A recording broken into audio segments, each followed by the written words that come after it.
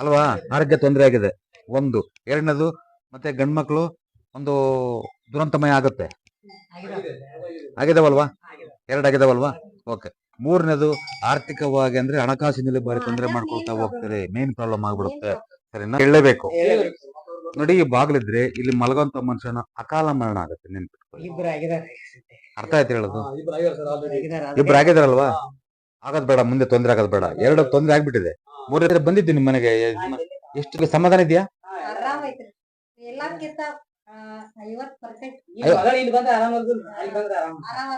ಅಲ್ಲಮ್ಮ ನೋಡಮ್ಮ, ನೋಡಮ್ಮ ಬುಡ್ರೇನೂರು. ನಿಮ್ಮ ಮನೆ ಹೇಗಿದೆ ಈಗ ಮಾಡಿದ್ದು? ಸ್ವಲ್ಪ ಸಮಾಧಾನ ಆಗಿದೆಯಾ? ಅನುಕೂಲ ಅನಿಸುತ್ತಾ? ಮಾಡಿದ್ದಕ್ಕೂ ಇವಾಗಲೂ ಸಮಾಧಾನ ಅನಿಸುತ್ತಾ? ಇದೆರಡು ನೀವು ಯಾರ ಮನೆ ಇದ್ದು? ನಿಮ್ಮ ಮಗಳ ಮನೆನಾ? ಸರಿ. ಈ ಮನೆಗೆ ಜಾಗ ಇಲ್ಲ.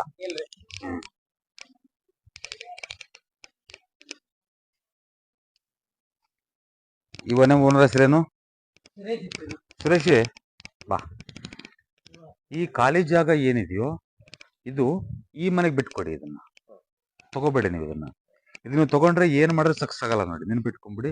ಗಂಡು ಮಕ್ಕಳ ಮೇಲೆ ಮನೆ ಯಜಮಾನ ಅಥವಾ ಗಂಡು ಮಕ್ಕಳ ಮೇಲೆ ತೊಂದರೆ ಆಗೋದು ಇದು. ನೆನ್ಪಿಟ್ಕೊಂಡ್ಬಿಡಿ. ತಲೆ ಮೇಲೆ ಟೋಟಲ್ ಈ ಮನೆನ ಹಾಕೋದಂಗ ನಿಮ್ಗೆ. ಅರ್ಥ ಆಯ್ತಾ? ಇದು ಯಾವುದೇ ಕಾರಣಕ್ಕೂ ಅಕ್ಸೆಪ್ಟ್ ಮಾಡಬೇಡಿ. ಇದನ್ನ ಈ ಮನೆಗೆ ಸೇರಿಸ್ಬಿಡಿ. ಇದನ್ನ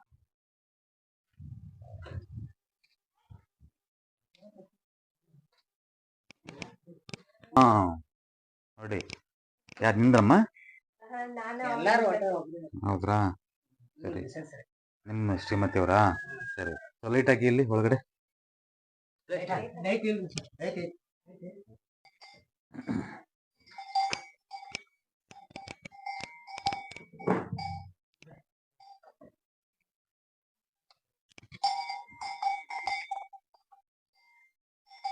ನೋಡಿ, ನೀವು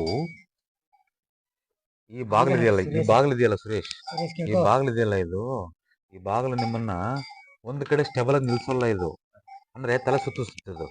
ಅಂದ್ರೆ ದುಡ್ಡು ಖರ್ಚು ಮಾಡಿಸು, ಸುಮ್ಮನೆ ವ್ಯಯ ಮಾಡಿಸುತ್ತೆ. ಸರಿನಾ? ದುಡ್ಡು ವ್ಯಯ ಮಾಡಿಸುತ್ತೆ. ಸರಿನಾ? ಸಾಧ್ಯವಾದಷ್ಟು ಈ ಬಾಗಿಲನ್ನ ಕಿಟಕಿ ಮಾಡ್ಕೊಳ್ಳಿ ಇದನ್ನ. ಸರಿನಾ? ಒಂದು ಇದು ಇವತ್ತಲ್ಲ. ಇಲ್ಲಿ ನೋಡಿ, ಈ ಮನೆ ಸಮಸ್ಯೆ ಏನಾಗತ್ತೆ ಅಂದ್ರೆ ಹಣಕಾಸಿಂದ ದೊಡ್ಡ ಸಮಸ್ಯೆ. ಎರಡನೇದು ಹೆಣ್ಮಕ್ಳ ಆರೋಗ್ಯದ ದೊಡ್ಡ ಸಮಸ್ಯೆ ಆಗುತ್ತೆ. ಮೂರನೇದು ಗಂಡು ಮಕ್ಕಳ ಅಪಘಾತಗಳು ದುರಂತ ಆಗಂತ ಚಾನ್ಸಸ್ ತುಂಬಾ ಇರುತ್ತೆ ಈ ಮನೆಗಳಲ್ಲಿ. ನೆನ್ಪಿಟ್ಟು ಅಂದ್ರೆ ಮಧ್ಯ ವಯಸ್ಸಿಗೆ ತೀರೋ ಕಂಡು ಹೋಗೋದು ಅಂತವಾಗಿದಾವ. ಧೈರ್ಯವಾಗಿ ಹೇಳ್ಬೇಕು ನನಗೆ. ಆಗಿದಾವ ಅಲ್ವಾ? ಸೊ ಹಾಗಾಗಿ ನಾನು ಹೇಳೋದು, ಈ ಮನೆ ನನಗೆ ಸೂಕ್ತ ಅಂತಂದ್ರೆ ನಾನು ಹೇಳೋದು ಏನಂದ್ರೆ, ನೀವು ಕಟ್ಟಬೇಕಾದ್ರೆ ಒಂದು ಪ್ಲಾನ್ ತಗೊಳ್ಳಿ. ಚಿಕ್ಕದಾಗ ಕಟ್ಕೊಳ್ಳಿ ಸಾಕು. ನೆಮ್ಮದಿ ಊಟ ಮಾಡ್ತೀರಿ. 100% ಬಹಳ ಚೆನ್ನಾಗಿರ್ತೀರಿ. ಮನೆ ಹುಟ್ಟಿದ ಮಗು ಕೂಡ ಬಹಳ ಚೆನ್ನಾಗಿರ್ತಮ್ಮಯ್ಯ. ನೆನ್ಪಿಟ್ಕೊಳ್ಳಿ. ಹೆಣ್ಮಕ್ಳ ಮೇಲೆ ತೊಂದರೆ ಆಗಿದೆಯಾ? ಆರೋಗ್ಯ ಹೆಣ್ಮಕ್ಳು ಅಂದ್ರೆ ಅವರೇನೆ ಅಲ್ವಾ? ಆರೋಗ್ಯ ತೊಂದರೆ ಆಗಿದೆ ಒಂದು. ಎರಡನೇದು ಮತ್ತೆ ಗಂಡ್ಮಕ್ಳು ಒಂದು ದುರಂತಮಯ ಆಗುತ್ತೆ. ಆಗಿದಾವಲ್ವಾ? ಎರಡಾಗಿದಾವಲ್ವಾ? ಓಕೆ. ಮೂರನೇದು ಆರ್ಥಿಕವಾಗಿ ಅಂದ್ರೆ ಹಣಕಾಸಿನಲ್ಲಿ ಬಾರಿ ತೊಂದರೆ ಮಾಡ್ಕೊಳ್ತಾ ಹೋಗ್ತಾರೆ. ಮೇನ್ ಪ್ರಾಬ್ಲಮ್ ಆಗ್ಬಿಡುತ್ತೆ. ಸರಿನಾ? ಸಾಧ್ಯವಾದಷ್ಟು ಇನ್ನು ರೆಡಿ ಮಾಡ್ಕೊಳ್ಳೋದಕ್ಕಿಂತ ಇಂಪಾರ್ಟೆಂಟು ನೀವು ಕಿತ್ತಾಕ್ತಿರಲ್ವಾ, ಕಿತ್ತಾಕೊಂಡು ಇದನ್ನ ಚಿಕ್ಕದಾಗ ಕಟ್ಕೊಂಡ್ಬಿಡಿ. ಇದನ್ನ ಬಹಳ ಚೆನ್ನಾಗಿರುತ್ತೆ. ಇದು ದುಡ್ಡು ವೇಸ್ಟ್ ಮಾಡಬೇಡಿ ಸುಮ್ಮನೆ. ಅರ್ಥ ಆಯ್ತಾ? ಸದ್ಯದ ಪರಿಸ್ಥಿತಿಯಲ್ಲಿ ಎಷ್ಟು ಮಾಡಿದ್ರು ಕೂಡ ಇದು ಇಷ್ಟೆಲ್ಲ ಸುಮ್ಮನೆ ಮನೆ ಕಟ್ತೀವಲ್ವ ಹೆಂಗಿದ್ರು, ಇದನ್ಯಾಕೆ ಖರ್ಚು ಮಾಡ್ಕೊಳ್ಳೋದು? ಏನಂತೀರಾ? ಸರಿ ಆಯ್ತು. ನಿಮಗೆ ಸ್ವಲ್ಪ ಕೂಡ್ಬೇಕು ಅಂದ್ರೆ ಈ ಬಾಗಿಲು ಮುಚ್ಕೊಳ್ಳಿ. ಆ ಮೂಲೆಯಿಂದ ಒಂದೆಡೆ ಎರಡೆಡೆ ಬಿಟ್ಬಿಟ್ಟು ಈ ಬಾಗಿಲು ಅಲ್ಲದೆ ಇಟ್ಕೊಂಡ್ಬಿಡಿ. ಒಂದು ಸ್ವಲ್ಪ ಕೂಡುತ್ತೆ ನಿಮಗೆ. ಮನೆ ಕಟ್ಟಕ್ಕೆ ಯೋಗ ಬರುತ್ತೆ ನಿಮಗೆ. ಎರಡನೇದು ಮಾಡ್ಕೊಂಡ್ಬಿಡಿ. ಆ ಮೂಲೆಯಿಂದ ಎರಡೆಡೆ ಅಥವಾ ಮೂರೆಡೆ ಬಿಟ್ಟು ಮಾಡ್ಕೊಳ್ಳಿ. ತೊಂದರೆ ಏನಿಲ್ಲ. ಮತ್ತೆ ಇದು ಏನಿದೆ ಅಟ್ಟ ಏನಿದೆಯೋ ಯಾವುದೇ ಕಾರಣಕ್ಕೂ ಇಟ್ಕೋಬೇಡಿ. ಇದನ್ನ ಇಟ್ಕೋಬಾರ್ದು.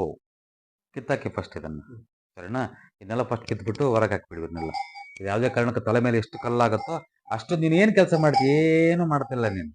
ಬಿಗ್ ಜೀರೋ ನೀನು ಅಲ್ವಾ? ನೀನು ಎಷ್ಟು ಪ್ರಯತ್ನ ಮಾಡಿದ್ರು ಅಷ್ಟೇ ನಿಂದು. ಸೊ ಫಸ್ಟ್ ಕಿತ್ತಾಕಿ ಇದನ್ನ. ಎರಡನೇದು ನಿಮ್ಗೆ ಯೋಗ ಬರುತ್ತೆ ಮನೆ ಕಟ್ಟೋದಕ್ಕೆ ಅಂತ ಹೇಳೋದು. ಒಂದು ಚಿಕ್ಕದಾಗಾದ್ರೂ ಮನೆ ಕಟ್ಕೊಳ್ಳಿ, ತೊಂದರೆ ಏನಿಲ್ಲ. ಸದ್ಯಕ್ಕೆ ನಾನು ಇದನ್ನ ಕಿತ್ತು ಹಾಕಿ ಈ ಡೋರ್ನಲ್ಲಿ ಇಟ್ಕೊಳ್ಳಿ. ಸರಿನಾ? ಇದೇನು ತೊಂದರೆ ಇಲ್ಲ ಮಯ. ಯಾರು ಮಲಗ್ತಾರೆ ಇಲ್ಲಿ? ನೀವು ಮಲಗ್ತೀರಾ? ಇದು ಸಾಧ್ಯವಾದಷ್ಟು ಇಷ್ಟು ಲೋಡ್ ಮಾಡ್ಕೋಬೇಡಿ. ಇದನ್ನ ಸ್ವಲ್ಪ ಈ ಕಡೆ ಹಾಕೊಂಡು ಇದೆಲ್ಲ ಲೋಡ್ ಆ ಕಡೆ ಮಾಡಿ. ಎಲ್ಲಿ ನೆಮ್ಮದಿಗಿರ್ತೀನಿ ನೀನು? ಮತ್ತೆ ನೆಮ್ಮದಿನೇ ಇಲ್ಲ ನಿನಗೆ. ಇದನ್ನೆಲ್ಲ ತೆಗೆದ್ಬಿಟ್ಟು ಈ ಕಡೆ ಹಾಕೊಂಡ್ಬಿಡಿ. ಇದನ್ನ ಇತ್ತಿತ್ತರಿಸಿ, ಬೇಕಾದ್ರೆ ಇಲ್ಲೇ ಮಲ್ಕೊಳ್ಳಿ.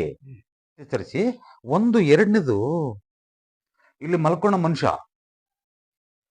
ಮನುಷ್ಯನಿಗೆ ನೇರವಾಗಿ ಹೇಳಿದ್ರೆ ತಪ್ಪಾಗತ್ತೆ. ನಾನು ನೇರವಾಗಿ ಹೇಳ್ಬಾರ್ದು, ಇಂಥ ವಿಚಾರಗಳು ನೇರವಾಗಿ ಹೇಳ್ಬಾರ್ದು.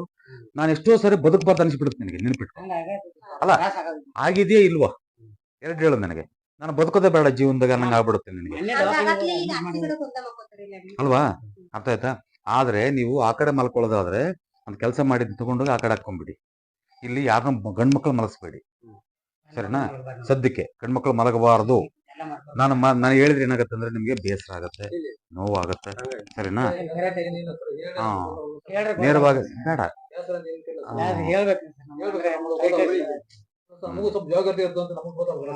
ಜವಾಬ್ದಾರಿ ತಗೊಳ್ತೀರಿ, ಅದಕ್ಕೆ ಹೇಳಲೇಬೇಕು.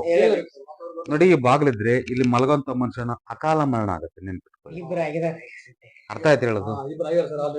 ಇಬ್ರು ಆಗಿದಾರಲ್ವಾ? ಆಗೋದ್ ಬೇಡ, ಮುಂದೆ ತೊಂದರೆ ಆಗೋದ್ ಬೇಡ. ಎರಡು ತೊಂದರೆ ಆಗ್ಬಿಟ್ಟಿದೆ, ಮೂರನೇ ತೊಂದರೆ ಆಗೋದ್ ಬೇಡ. ಇಲ್ಲಿ ಅಕಸ್ಮಾತ್ ಮಲಗಲೇಬೇಕು ಅಂತಂದ್ರೆ ಈ ಡೋರ್ ತೆಗೆದು ಇಲ್ಲಿ ಇಟ್ಕೋಬೇಕು. ಇಲ್ಲಿ ಮಲಗಲೇಬೇಕಂದ್ರೆ ಬರದಿಟ್ಟ ಶಾಸನ ಇದು. ಅರ್ಥ ಆಯ್ತಾ? ಈ ಡೋರ್ ತೆಗೆದು ಇಲ್ಲಿ ಇಟ್ಕೊಂಡು ಮಲ್ಕೋಬಹುದು ನೀವು. ಇದನ್ನೆಲ್ಲ ಸಾಮಾನು ಈ ಕೈ ಇಟ್ಕೊಳ್ಳಿ. ಕಿತ್ತಾಕಿ, ಇದನ್ನ ಡೋರ್ ತೆಗೆದ ಕಿತ್ತಾಕಿ ಇಲ್ಲಿ ಹಾಕೊಳ್ಳಿ ಅಷ್ಟೇ. ಹಾಕೊಳ್ಳಿ. ಎಲ್ಲಿ ದುಡ್ಡು ಸುಮ್ಮನೆ ವೇಸ್ಟ್ ಮಾಡೋದ್ ಬೇಡ. ಎಲ್ಲಿಗೇನೆ ತೊಂದರೆ ಆಗಿರುತ್ತಲ್ವಾ?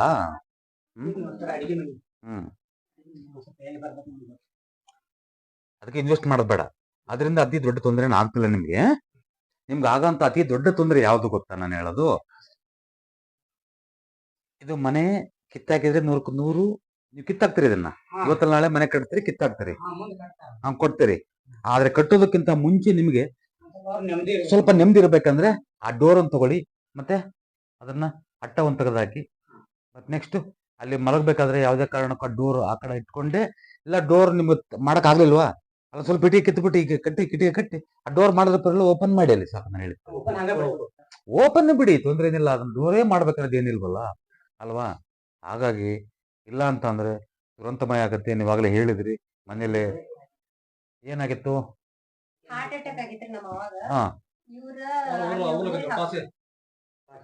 ಹೇಳಿಲ್ವಾ ನಿನ್ಗೆ? ಏನ್ ಹೇಳಿದೆ ನಾನು? ಏನ್ ಹೇಳಿದೆ ನಾನು?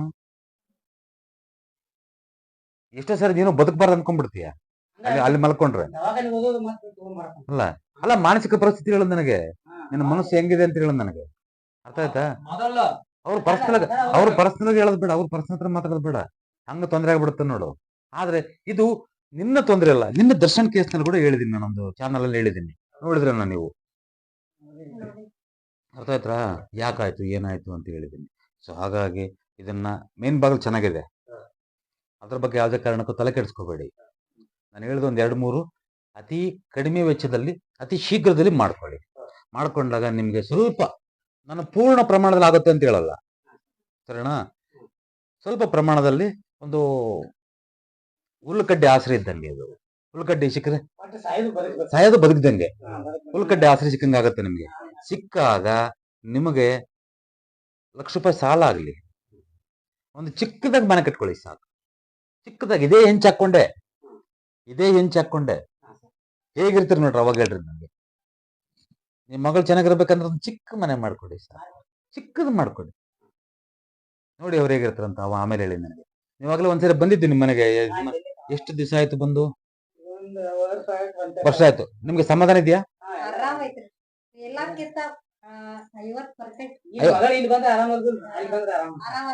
ಅಲ್ಲಮ್ಮ, ನೋಡಮ್ಮ.